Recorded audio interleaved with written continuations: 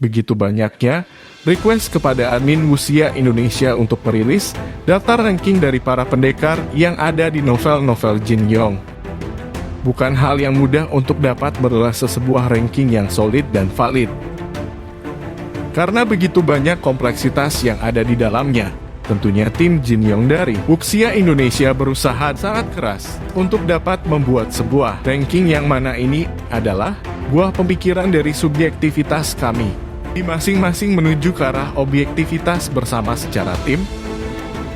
Sebelumnya kami akan merilis ranking dari setiap series terlebih dahulu.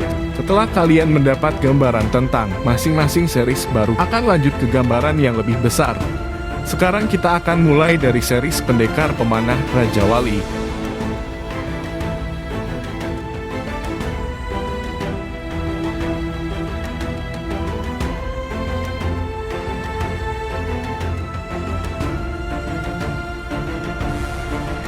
Era sebelum Pendekar Pemanah Raja Wali.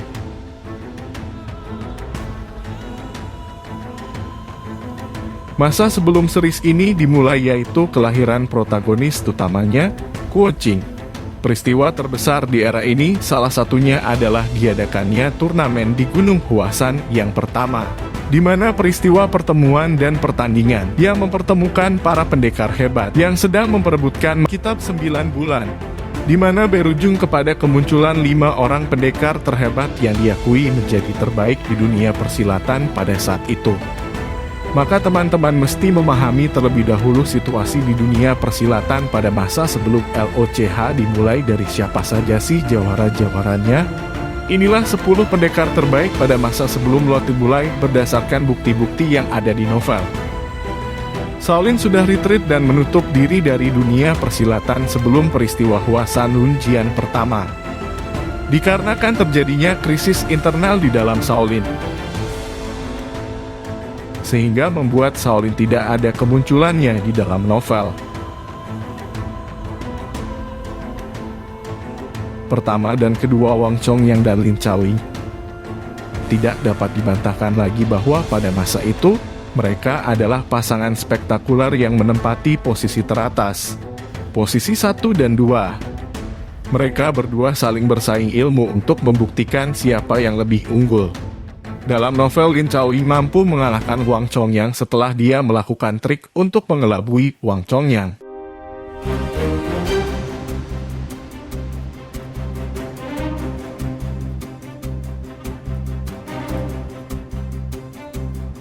Tuan Siqing. Karena keunggulan Wang Chongyang terhadap Lin Chaoying tidaklah terlalu jauh. Tetapi antara Wang Chongyang dengan Tuan Siqing masih unggul cukup jauh. Apalagi melihat secara usia, Wang Chongyang lebih senior daripada Tuan Siqing, sedangkan Lin Chaoying hanya terpaut sedikit dengan usia Wang Chongyang. Sisi usia sangat penting dalam mengukur tahap kultivasi tenaga dalam maupun pengalaman dalam bertarung. Tentu semuanya bisa berubah drastis jika ada faktor-faktor lain, seperti kepemilikan kitab ilmu silat berkategori tinggi. Keempat, Ouyang Feng. Pada masa itu, dengan kisaran umur sekitar 35 tahun lebih, tentunya ilmu silatnya sudah cukup matang untuk bersaing. Kelima, Hong Xikung. Pada masa ini sang pengemis utara masih menguasai 15 tapak dari 18 tapak penakluk naga. Keenam, Huang Yaoxi. Peserta termuda dari pertemuan Huasan Lunjian pertama. Jadi tentunya pengalaman dan kualitasnya masih kalah dari posisi pertama.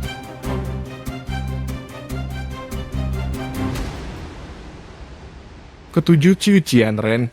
Ilmu silatnya sangat dihormati di Jianghu, oleh sebab itu dia mendapatkan undangan untuk hadir dalam pertemuan Huasan Lunjian pertama, tetapi memutuskan untuk tidak datang.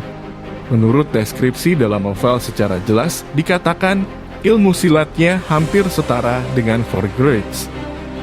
Kedelapan, Chu Potong Mei. Maniak ilmu silat, hobi ekstremnya itu membuat dia dihormati di Jianghu. Kesembilan dan ke-10, pada masa sebelum Pendekar Pemanah Raja Wali, posisi paling akhir ini ditempati oleh dua murid dari Wang Chongyang, Qiu Chuji, di mana di dalam novel dikatakan bahwa ilmu silat Qiu Chuji adalah yang terbaik dari antara 7 Chuanchen Master. Kemudian Wang Chuyi. menempati posisi terakhir. Dua murid Wang Chong yang ini memang paling sering turun gunung dan mengarungi Jianghu untuk menebar nama dan berbuat keadilan. Inilah situasi di dunia persilatan sebelum era Kuo-Ching. Kira-kira sekitar 20 tahun sebelum Kuo-Ching lahir. Nah, lalu apa yang terjadi di akhir daripada novel? Ketika terjadi pertemuan Huasan Lunjian kedua, dan bagaimana pula situasi yang terjadi pada masa itu? Akhir era pendekar pemanah Raja Wali. Sebelumnya, di dalam novel dikatakan bahwa di antara Huang Yaoxi, Ouyang Feng, Tuan Cicing, dan Hong Qigong, semuanya berdiri sama kuat. Tidak ada satu sama lain yang lebih unggul dari yang lain. Hanya Wang Chong yang paling unggul di antara 4 orang ini.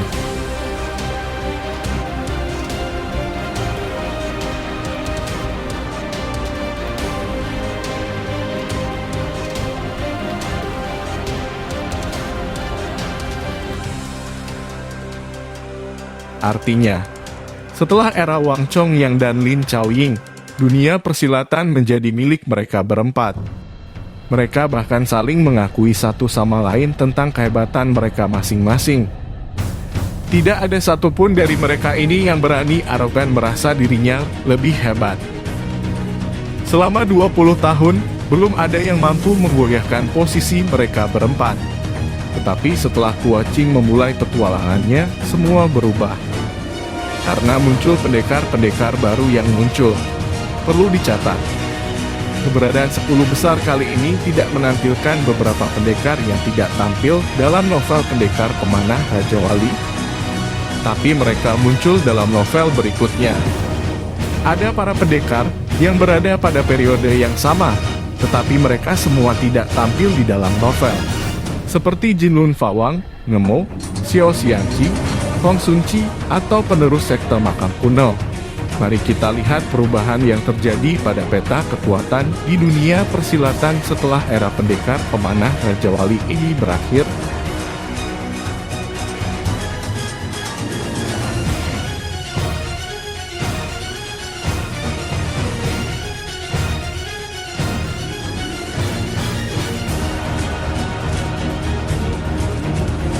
Ke-10 Wang Chuyi. Wang Chuyi dapat mempertahankan kualitasnya dengan baik. Chu Qiliu, ternyata kejutan terjadi di sini. Kualitas peningkatan dari murid kedua Yi Deng juga dapat membanggakan dengan kualitasnya yang berkembang begitu pesat. Hingga di akhir novel dia dapat menempatkan dirinya di posisi yang bergengsi di Jianghu bersama dengan Wang Chuyi. Dalam novel dikatakan, kalau tenaga dalam Chu Qiliu meningkat pesat melewati Wang Chu dan berada di bawah Qiu Chuji. 9. Ouyang He, pewaris dari Gunung Paito. Sebetulnya, ia mempunyai ilmu silat yang amat tinggi, sehingga di usianya yang masih sekitar 35 tahun, dia sudah mendapatkan panggul hebat di dunia persilatan. Hanya berbekal ilmu silat dari Gunung Onta. Namanya begitu menggetarkan dunia persilatan, sehingga Wanyan Hongli, Raja Muda Jin, menyewa jasa Ouyang He untuk dapat membantu kerajaan Jin menaklukkan dinasti Song. Ke-8 Qiu Chuji, murid dari Wang Chongyang yang diakui oleh Zhou Potong sendiri. Adalah murid paling hebat ilmu silatnya dari 7 murid Wang Chongyang, di mana seorang Qiu Chuji dapat memaksa 7 manusia aneh Jiangan untuk harus mengeroyoknya.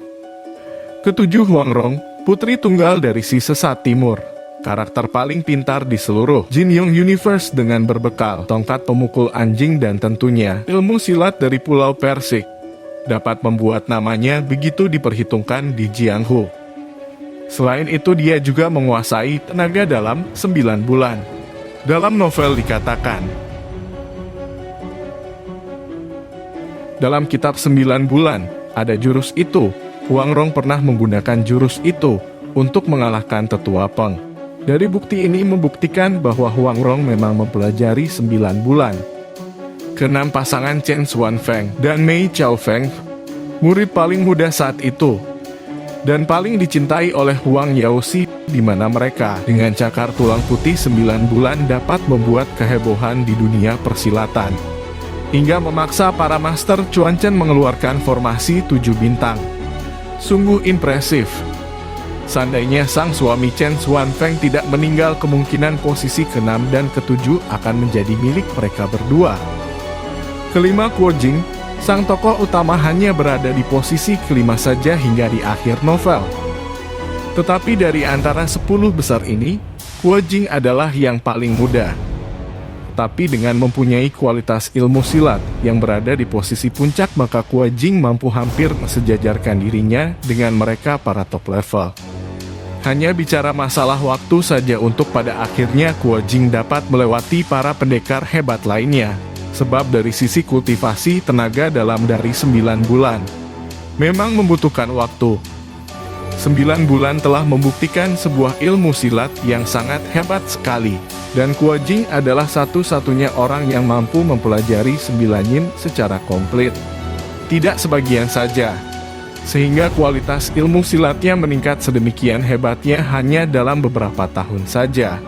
Keempat, Qiu Qianren, karakter ini selalu tidak pernah diragukan lagi, selalu menempati posisi prestisius. Ketua dari perguruan pasir besi selalu membuat dunia persilatan harus memberikan hormat kepada dia. Kualitas ilmu silatnya sudah tidak diragukan lagi. Satu-satunya ilmu silat yang mampu menahan adu keras dengan 18 tapak penakluk naga adalah tapak pasir besi miliknya, walaupun kalah sedikit pada akhirnya.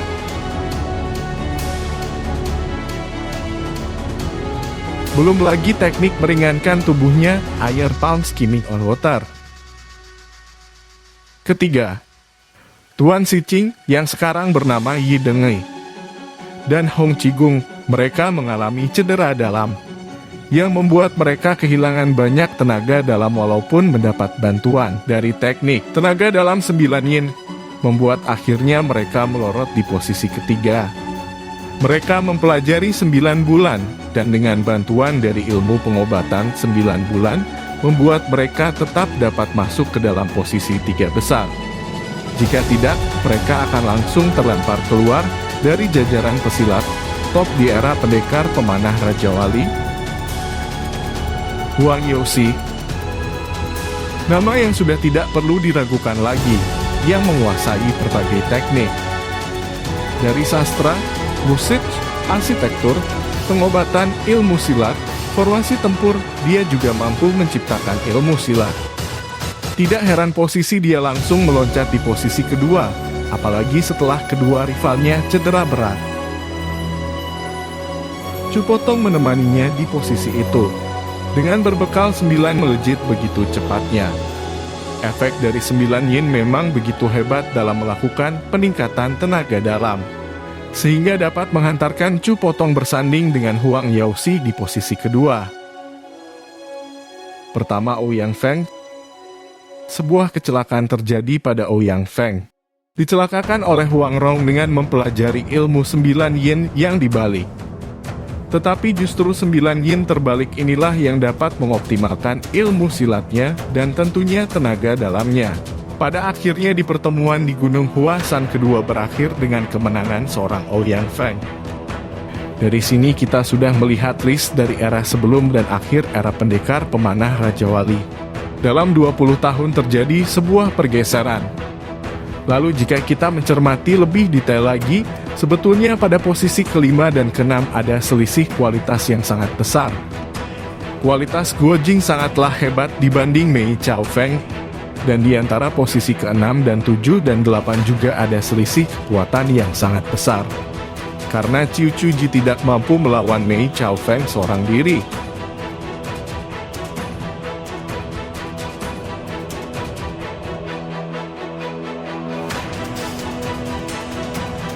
Memang bukan perkara mudah untuk memberikan tempat kepada Wang Chuyi dan Chu Qiliu. Mayu sendiri saya yakin ada di posisi 11. Begitu juga berturut-turut murid Wang Chong yang lainnya dan 3 pengawal dalih sisanya. Namun jika kita melihat karya Jin Yong yang sangat menekankan pada pentingnya kualitas tenaga dalam, maka urutan ke-8 sampai 10 ditempatkanlah nama-nama tersebut.